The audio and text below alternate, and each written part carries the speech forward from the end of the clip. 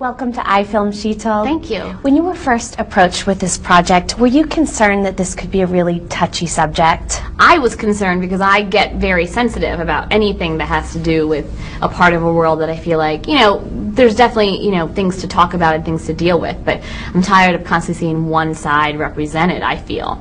So I was very protective about it, but then I met Albert.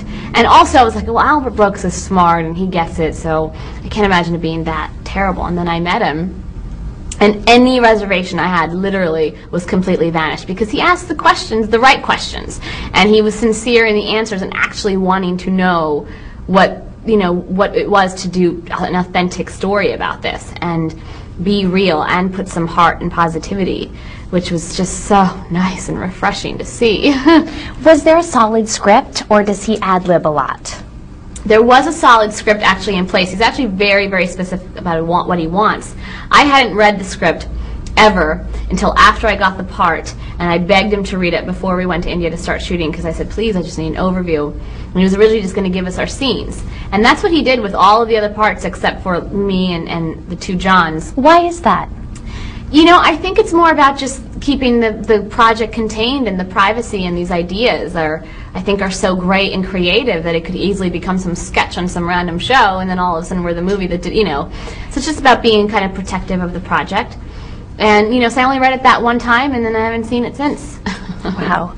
Yeah. You're of Indian descent. Mm-hmm. How did you feel that people should be portrayed? I'm not going to sit here and say that there's no kind of merit to portraying positive, negative. I mean, we all obviously have all of those things in the culture. But my point is that if there's no balance to it, and you don't see both sides and some positive and some, all of those things to kind of weigh out all the other stuff, then it just becomes silly. So it was nice to read a character like Maya that was so sweet and earnest and positive and smart and had a work ethic.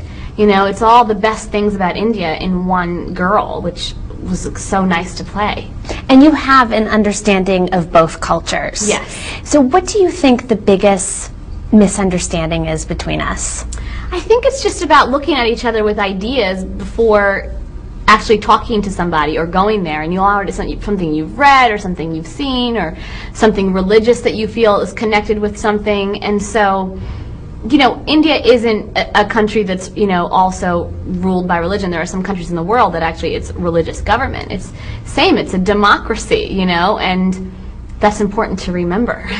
So having had this experience, do you think that comedy could help bridge this gap between cultures? Yes, I think that it could do wonders for anybody, I mean, how nice do you feel when you just have a great laugh? I mean, you just feel like lighter and better and more open.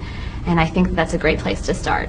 How is this film being received? Have you been to a screening yet? We had our premiere last night here, and we actually had our world premiere in Dubai in December, which was an amazingly international place. And with all the kind of stuff around this movie, I couldn't imagine a more perfect place to premiere it.